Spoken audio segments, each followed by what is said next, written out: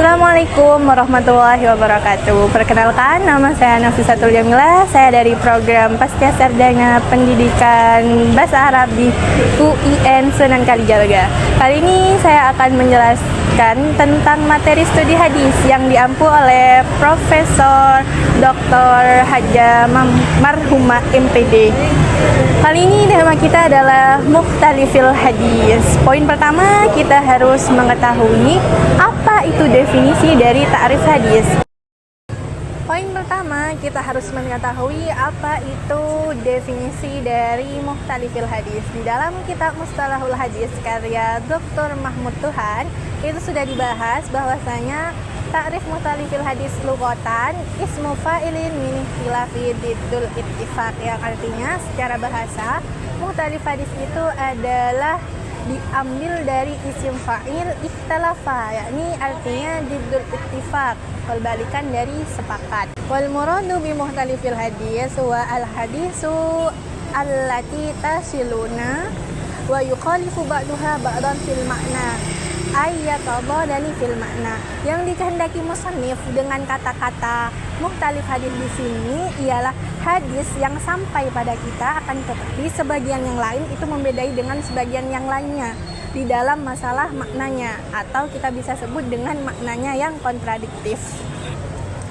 Sedangkan secara istilah mukhtalifil hadis itu adalah huwal al-hadis al-maqbulu al-mu'aradu bimislihi ma'a imkanil jam'i bainihima. Jadi dua hadis maqbul yang mana hadisnya itu bertentangan antara satu dengan yang lainnya, akan tapi masih memiliki peluang untuk dikompromikan atau dijam'i.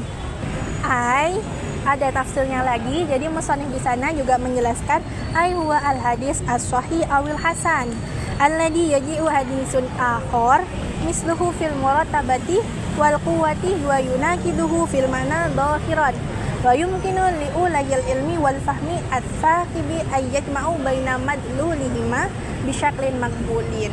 Jadi artinya bisa hadisnya itu sama-sama berupa hadis yang sahih atau hadis yang makbul dan memiliki derajat serta kekuatan yang sama, sehingga secara dohirnya itu terkesan bertentangan, akan tetapi secara maknanya itu memiliki kesamaan. Bagi orang yang berakal dan memiliki pikiran yang kritis, mengumpulkan kedua hadis atau menjamak, mengkompromikan kedua hadis ini adalah hal yang luar biasa. Contohnya di sini ada hadis pertama la adwa wala tiara rawahul Bukhari, yang artinya tidak ada penyakit yang menular dan tidak ada tiaroh atau meramal dengan burung.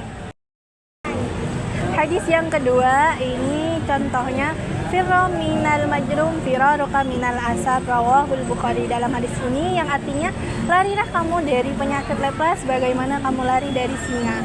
Kedua hadis ini yang atas dengan yang bawah tadi itu seakan-akan secara dohir bertentangan, akan tapi ulama mengkompromosikan dua hadis ini dengan cara jamak, yang artinya hadis pertama mengeliminasi adanya penularan, sedangkan hadis yang kedua itu menetapkan adanya penularan. Akan tapi inti dari kedua hadis ini sama, yang artinya semua penyakit itu datangnya dari Allah, dan Allah yang memberikan penyakit dan menyembuhkan penyakit tersebut. Nah, sekarang kita akan memaparkan tentang metode-metode untuk keluar dari mukhtalifil hadis. Kita menggunakan oleh pendapatnya Al-Hafidh Ibnu Hajar.